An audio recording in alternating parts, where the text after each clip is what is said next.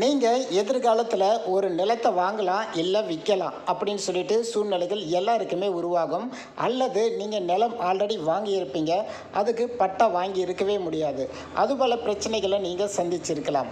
இப்போ நான் சொல்ல போகிற இந்த 5 வகையான நிலங்களை நீங்கள் வாங்கினீங்க அப்படின்னா உங்களுக்கு பட்டா கிடைக்கிறதுக்கான வாய்ப்பே கிடையாது. அப்படிப்பட்ட 5 வகை என்னென்ன நிலம் அப்படிங்கிறத தான் நீங்கள் தெரிஞ்சுக்கணும். ஏன் அப்படின்னா நீங்கள் எதிர்காலத்தில் கண்டிப்பாக ஒரு நிலம் வாங்கக்கூடிய சூழ்நிலை ஏற்படும் பொழுது நீங்கள் விவரமே தெரியாமல் போயிட்டு லேண்டை வாங்கிட்டீங்க அப்படின்னா அதுக்கு பட்டா கிடைக்காம நீங்கள் என்ன பண்ணுவீங்க, ரொம்ப போராட வேண்டியதாக இருக்கும், கிடைக்காம போயிடும். சரியா? அதனால் உங்களை ஏமாற்றக்கூடாது அப்படின்றதுக்காகவும் நம்ம உஷாராக விழிப்புணர்வாக இருக்கணுன்றதுக்காக தான் இந்த வீடியோ உங்களுக்கு கொடுத்துருக்கேன். இந்த வீடியோ கண்டிப்பாக ஃபுல்லாக பாருங்கள், உங்களுக்கு ஒரு நிச்சயமாக யூஸ்ஃபுல்லாக இருக்கும். சரியா? இப்போது ஒரு இடத்த வாங்கணும் விற்கணும் அப்படின்னா நமக்கு ரொம்ப இம்பார்ட்டண்டான ஒரு விஷயம் என்ன அப்படின்னா பட்டா பத்திரம். சரியா? இது இருக்கணும். பட்டா பார்த்திங்க அப்படின்னா ஒரு நிலத்தை நீங்கள் வாங்குறீங்க, அந்த நிலத்தை நீங்கள் பட்டா செய்கிறப்போ உங்களுக்கு பட்டா கிடைக்காது. லேண்ட் ரிஜிஸ்டர் ஆகிடும், பட்டா கிடைக்கவே கிடைக்காது. கடைசி வரைக்கும் பார்த்திங்க அப்படின்னா நீங்கள் அந்த நிலத்தை பயன்படுத்திட்டு தான் போகிற மாதிரி இருக்கும்.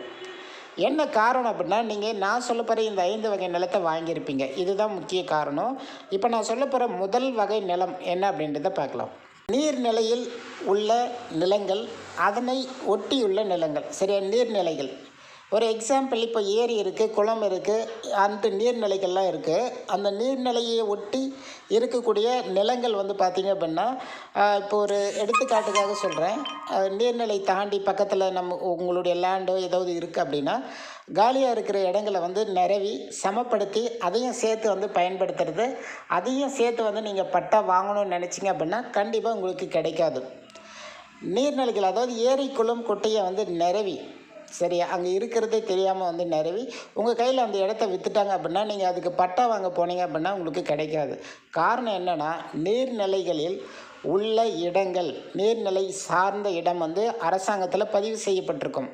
அந்த இடத்த உங்களுக்கு தெரியாமையே பார்த்திங்க அப்படின்னா விற்றுடுவாங்க, ரிஜிஸ்டர் பண்ணி விட்ருவாங்க. சரியா? இப்போல்லாம் ஓரளவுக்கு கண்டுபிடிச்சிடுறாங்க. அப்படி இருந்தாலும் இன்னும் ஏமாறி கொண்டு தான் இருக்கிறார்கள், ஏமாற்றப்பட்டு தான் இருக்கிறார்கள். அதனால தான் நம்ம கவனமாக இருக்கணும். நீர்நிலைகள் சார்ந்த இடங்களை தயவு செஞ்சு வாங்காதீங்க. வாங்கினா உங்களுக்கு பட்டா கிடைக்காது. இந்த நீர்நிலைகள்லாம் இந்த ஓடைகள்லாம் கூட இருக்கு இல்லையா, அதெல்லாம் கூட சேர்ந்து தான் வரும். இரண்டாவது நான் சொல்ல போகிற நிலம் பஞ்சாயத்து இடங்க. பஞ்சாயத்து சார்ந்த இடம்னா டேங்க் இருக்கு இல்லையா, அண்டு பஞ்சாயத்து கட்டிடங்கள். சரி, அரசு சார்ந்த கட்டிடங்கள் கட்டப்பட்டிருக்கும், டேங்க் இருக்கும், அண்டு இந்த பார்க்கு இது போல் இடங்கள் இருக்கும். அரசாங்கம் சார்ந்த இடங்கள் காலி மனையாகவும் சில இடங்கள் இருக்கும், காலியாக இருக்கும். அது பக்கத்தில் பார்த்திங்கன்னா இன்னொருத்தர் பயன்படுத்திகிட்டு இருப்பார், அவருடைய சொந்த இடம் இருக்கும். தன்னுடைய சொந்த இடத்தையும் பக்கத்தில் இருக்கக்கூடிய பஞ்சாயத்துக்கு சொந்தமான இடத்தையும் சேர்த்து விற்றுருவார். உனக்கு தெரியாமல் அதுக்கும் சேர்த்து நீ பணம் கொடுத்துருப்ப. ஆனால் நீ அவங்களுடைய ஒரிஜினல் நிலம் இருக்கு இல்லையா, அதுக்கு மட்டும்தான் பட்டா பண்ண முடியும். பஞ்சாயத்து நிலத்துக்கு, அரசாங்கத்துக்கு சொந்தமான நிலத்துக்கு பட்டா கொடுக்க மாட்டாங்க. ஆனால் நீ அவனுக்கு பணம் கொடுத்துருப்ப. சரியா? இப்படி ஏமாறக்கூடாது. ஒரு இடம் பஞ்சாயத்துக்கு இடமான சொந்தமான இடமா என கண்டறிந்து அதுக்கு பிறகு தான் நீங்கள் என்ன பண்ணணும், ரிஜிஸ்டர் செய்யணும். நான் இப்போ சொல்ல போகிற இந்த 3வதான நிலம், இந்த நிலம் பார்த்திங்க அப்படின்னா பஞ்சம நிலம் அப்படின்னு சொல்லுவாங்க. பஞ்சம நிலம் எப்படின்னா அதாவது அந்த காலத்தில், சரியா, கடந்த காலத்தில் பார்த்திங்கன்னா தாழ்த்தப்பட்ட மக்கள் உணவுக்கு கூட வழி இல்லாமல் கூழு கஞ்சி அப்படின்னு சொல்லிட்டு அந்த உணவுக்காக உயர் ஜாதி கிட்ட அடிமையாக வேலை செஞ்சுருப்பாங்க. அவங்க வீட்டு வேலை செய்கிறது, அவங்க கழனி கட்ட வேலை செய்கிறது, இது போல் வேலை செஞ்சிட்ருக்கிறப்போ இவங்க பார்த்திங்க அப்படின்னா இவங்க வீட்டில் எதுனா ஒரு விசேஷம் அப்படின்னா ஒரு 50 ரூபா, ஒரு 5 ரூபா, ஒரு 10 ரூபான்னு சொல்லிவிட்டு, அப்போ அது பெருசு தானே அப்படின்னு சொல்லிட்டு வாங்கிட்டு அந்த இடத்த அவங்க எடுத்துகிட்டு இருப்பாங்க. அந்த நிலங்கள் அனைத்தும் பஞ்சம நிலம். அந்த நிலத்தை போயிட்டு நீங்கள் வாங்கினீங்க அப்படின்னா அதுக்கு நீ பட்டாலாம் வாங்கவே முடியாது, பட்டா கொடுக்க மாட்டாங்க. பஞ்சம நிலங்களை நீங்கள் வாங்குவதை தவிர்க்கவும். அந்த நிலத்தின் வகையை கவனமாக பார்க்கணும். நீங்கள் ஒரு இடத்துல நிலம் வாங்க போகிறீங்கன்னா அது என்ன டைப் அப்படின்றது தான் மெயினாக செக் பண்ணணும். அடுத்துங்க 4வதாக நம்ம பார்க்க போகிறது கோவில் இடம். கோவில் இடங்கிறது பெரிய கோவில் இருக்குது, ஒவ்வொரு கிராமத்தில் சின்ன சின்ன கோவில் வந்து இருக்கும்.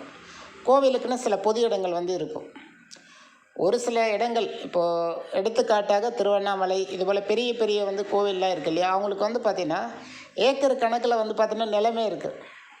500 ஏக்கர் 100 ஏக்கர் 1000 ஏக்கர் கணக்கில் வந்து நிலம் இருக்குது. அந்த நிலங்கள் தெரியாமல் உங்களுக்கு விற்பனை செய்யப்பட்டால் அந்த இடங்களுக்கு உங்களுக்கு பட்டா கிடைக்காது. கோவில் இடம் பட்டா கிடைக்காது. ஒருவேளை நீங்கள் வாங்கிட்டு இல்லீகலாக பட்டாவாக வாங்கி வீடே கட்டிட்டாலும் அறநிலைத்துறை உங்கள் வீட்டை வந்து இடிச்சிட்டு வாங்க. இப்போ சட்டம் வந்து கோர்ட்டில் லேட்டஸ்ட்டாக கூட அதுபோல் ஆர்டர் வந்து பாஸ் பண்ணாங்க. அதனால் கோவில் இடத்தை வாங்கினா எந்த விதத்திலும் உங்களுக்கு வந்து நன்மை கிடைக்காது, மிகப்பெரிய பிரச்சனையை உருவாக்கி கொடுத்துரும். கோவில் இடங்களை வாங்குவதை முற்றிலுமாக தவிர்க்கணும், கவனமாக இருக்கணும். நான் அதுக்கு அடுத்து சொல்ல போகிறது என்ன அப்படின்னா, ஒதுக்கீடு செய்யப்பட்ட நிலங்கள். ஒதுக்கீடு செய்யப்பட்ட நிலம்னா நீங்கள் நல்லா கவனிச்சுக்கோங்களேன். ஒரு ஏரியா இருக்கும், அந்த ஏரியாவில் பார்த்தோன்னா எல்லா வீடும் ஒரே மாதிரி இருக்கும். ஆதி திராவிட சமுதாயத்துக்குன்னு ஒதுக்கப்பட்ட இடமாக இருக்கும். அல்லது மிகவும் ஏழ்மையான இந்த இருளர் கள்ளர் இதுபோல் வந்து எஸ்டி கம்யூனிட்டி எஸ்சி கம்யூனிட்டி இல்லை வீடு இடம் இல்லாமல் இருக்கிறாங்க இல்லையா, ஏழை எளியோருக்கு ஒதுக்கப்பட்ட இடங்களை உங்களுக்கு விற்பனை செய்து நீங்கள் வாங்கி விட்டீங்க அப்படின்னா உங்களுக்கு பட்டா கிடைக்காது. அதையும் கவனமாக பார்த்துக்கணும். அதுபோல் இடங்களை வாங்குவதை முற்றிலுமாக தவிர்க்கணும். அது ஒரு ஏரியாவே இருக்கும், சரியா? ஒரு குறிப்பிட்ட இடம் ஒதுக்கி தான் வந்து கொடுத்துருப்பாங்க, ஒரு ஏக்கர் கணக்கில். அதை போயிட்டு நீங்கள் வாங்கிட்டீங்க தெரியாமல் அப்படின்னா பட்டா கொடுக்க மாட்டாங்க. அடுத்து இன்னொரு விஷயம் சொல்கிறேன்.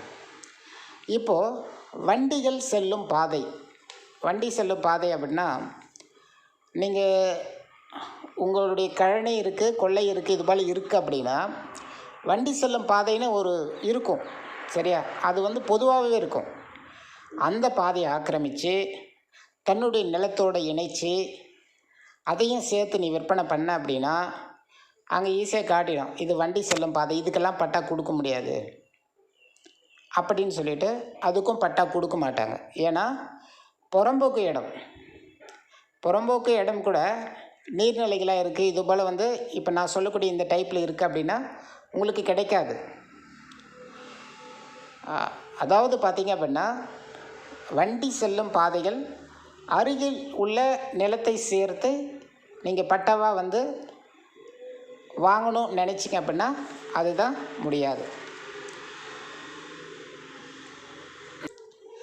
ஓகே, இப்போது நீர்நிலை உள்ள இடத்த நீங்கள் வாங்கிட்டீங்க, என்ன பண்ணுறது? உடனே அரசாங்கம் நம்முடைய நிலத்தை வந்து அவங்க எடுத்துப்பாங்களா அப்படின்னா அப்படியெல்லாம் கிடையாது.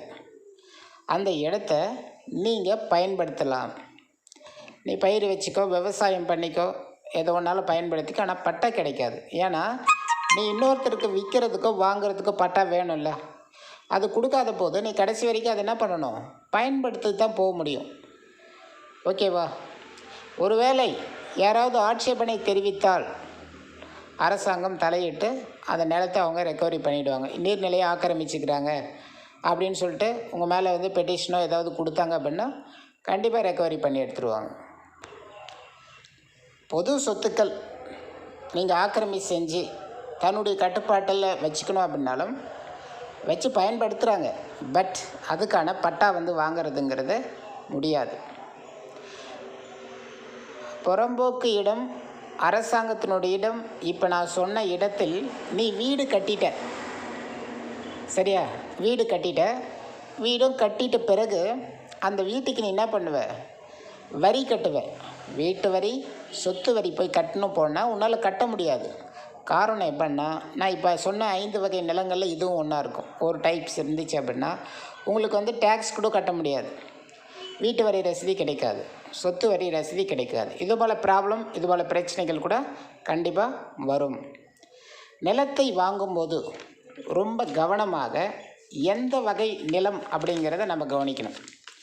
ரொம்ப ஷார்ட்டாக உங்களுக்கு டீட்டெயில் சொல்கிறேன் அப்படின்னா, நீர்நிலை நிலம், பஞ்சம நிலம், வண்டி செல்லும் பாதை, அரசு பொது இடம், அதாவது பஞ்சாயத்துக்கு சார்ந்த இடங்கள், கோவில் இடம், தனிப்பட்ட சமுதாயத்திற்கு ஒதுக்கீடு செய்யப்பட்ட இடங்களை வாங்கினால் அதற்கான பட்டா நீங்கள் பெறுவதற்கான வாய்ப்புகள் மிக குறைவு.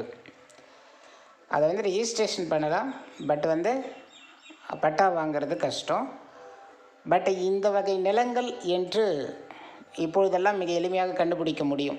அப்படி இருந்தாலும் ஏமாற்றப்படுகிறார்கள், கவனமாக இருக்கணும். இல்லை, ரொம்ப யூஸ்ஃபுல்லான டீட்டெயில்ஸ் எல்லாமே வீடியோ போட்டு வரும். அது மட்டும் இல்லாமல் ஜாப் ஆப்பர்ச்சுனிட்டி பற்றியும் வீடியோ போட்டு வரும். அதாவது கவர்மெண்ட் ஜாப், ஒரு ஜாப் போடுறோம் அப்படின்னா அந்த ஜாப்புக்கான வெப்சைட்டு, அதனுடைய பிடிஎஃப் லிங்க்கு, அதுக்கான வீடியோ எல்லாமே நேரடியாக டெலகிராம் சேனலில் தான் கொடுத்துருவோம். நீங்கள் டெலகிராமில் ஜாயின் பண்ணி ஆக்டிவாக இருந்தீங்க அப்படின்னா ரொம்ப ரொம்ப ரொம்ப யூஸ்ஃபுல்லாக இருக்கும். டெலகிராம் லிங்க் வீடியோக்குள்ள டிஸ்கிரிப்ஷனில் இருக்குது. நீங்கள் இது போல் நிறைய விஷயங்களை நீங்கள் தெரிஞ்சுக்கணும் அப்படின்னா நம்ம சேனலை சப்ஸ்கிரைப் பண்ணிவிட்டு இந்த வீடியோக்கு மறக்காமல் ஒரு லைக் பண்ணி சப்போர்ட் பண்ணிக்கோங்க. Thank you so much. ஓகே, பாய்.